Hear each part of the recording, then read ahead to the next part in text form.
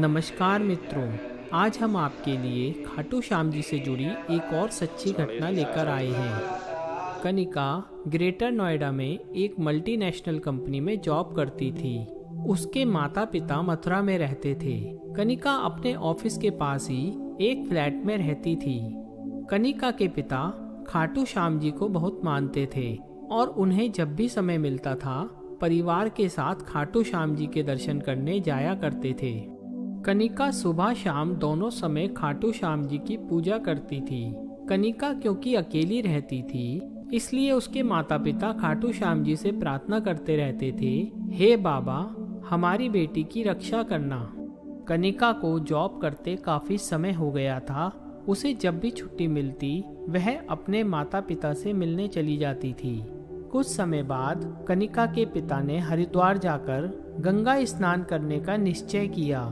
उन्होंने कनिका से पूछा, पर ऑफिस में ज्यादा काम होने के कारण कनिका ने कहा, आप दोनों चले जाइए, मुझे छुट्टी नहीं मिल पाएगी। कनिका के माता पिता हरिद्वार चले गए। बीच बीच में कनिका उन्हें फोन करके हालचाल पूछती रही। उन्होंने अच्छी तरह गंगा स्नान किया और रात में मथुरा की बस में बैठ गए। कनिका ने सुबह जब फोन किया तो उसके पापा का फोन स्विच ऑफ आ रहा था। उसने देखा कि पापा ने घर पहुंचकर उसे फोन भी नहीं किया है। कुछ समय बाद उसने अपने पड़ोस में रहने वाले पापा के दोस्त को फोन करके उसके घर जाने के लिए कहा। तब उन्होंने बताया कि बेटा आपके मम्मी पापा तो आए नहीं, घर पर तो ताला लगा है। कनिका को चिंता होने लगी। उसने कुछ समय इंतजार किया और वह घर पहुंच गई। दोपहर तक उसके माता पिता नहीं आए। शाम को वह पुलिस स्टेशन गई और अपने माता पिता की फोटो दिखाकर उन्हें सारी बात बताई। तब इंस्पेक्टर ने बताया कि हरिद्वार से आने वाली एक बस का एक्सीडेंट हो गया है। आप रुड़की के अस्पताल चली जाइए, वहीं यह एक्सीडेंट हुआ है। कनिका वहीं रोने लगी। तब उसके अंकल कनिका को समझाने लगे। उन्होंने कहा, रात बहुत हो चुकी है, सुबह 5 बजे हम चलेंगे। कनिका रोते हुए घर आ गई।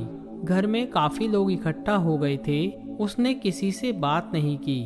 वह खाटू श्याम जी के सामने जाकर बैठ गई और बाबा का ध्यान करके कहने लगी, मेरे माता पिता की रक्षा करो बाबा, उनके अलावा मेरा कोई नहीं है, मुझे अनाथ ना होने देना बाबा।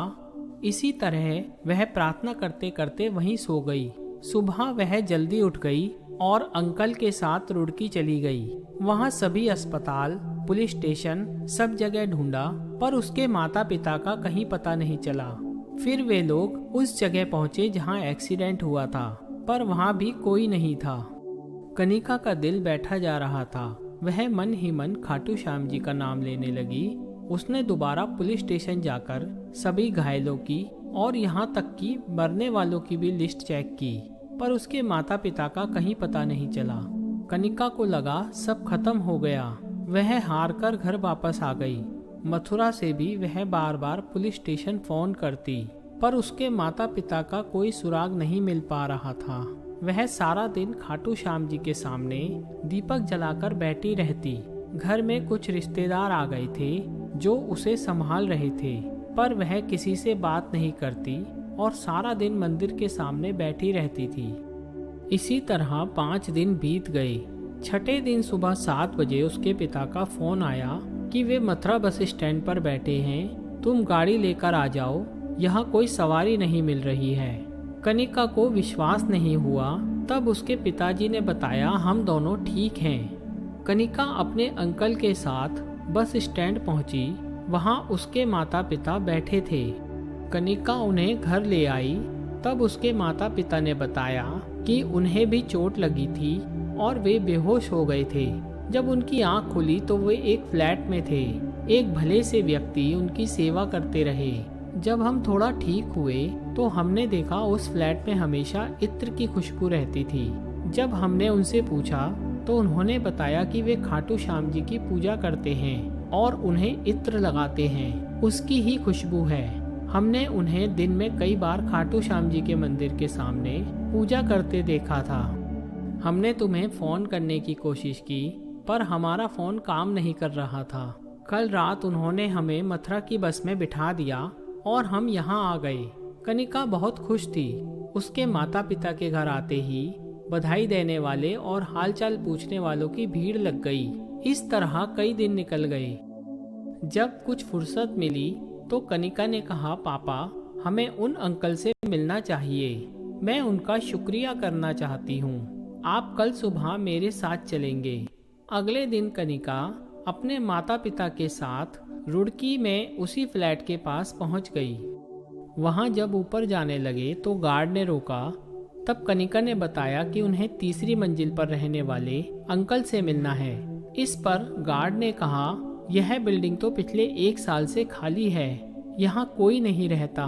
कनिका ने अपने पिता से पूछा, आप गलत जगह तो नहीं ले आए? तब उसके माता पिता ने कहा, नहीं बेटी, हम इसी बालकनी में बैठकर यहाँ का सारा नज़ारा देखते थे। कनिका ने गार्ड से आग्रह करके तीसरी मंजिल पर चलने को कहा। वहां जाकर देखा कि कोई नहीं था। उसके पिता ने जब वह कमरा खोला जहां खाटू श्याम जी का मंदिर था, तो उन्होंने देखा वहां खाटू श्याम जी का मंदिर है और इत्र की खुशबू आ रही है। कनिका ने कहा, पापा, खाटू नरेश ने खुद आपकी सेवा करके आपको नई जिंदगी दी है। वे खुद आपका सहारा बनकर यहाँ रहे। तीनों की आंखों से आंसू बह रहे थे। उस दिन से उनका श्याम बाबा पर विश्वास और बढ़ गया। हे खाटू श्याम जी, अपने भक्तों पर सदा आशीर्वाद बनाए रखना, यही हमारी प्रार्थना है। जय श्री श्याम। दोस्तों, आपको ये वीडियो कैसी लगी हमें कमेंट बॉक्स में ज़रूर बताएं और इसे अपने मित्रों के साथ शेयर करें। साथ ही हमारे चैनल कथा अमृत को सब्सक्राइब करें। धन्यवाद।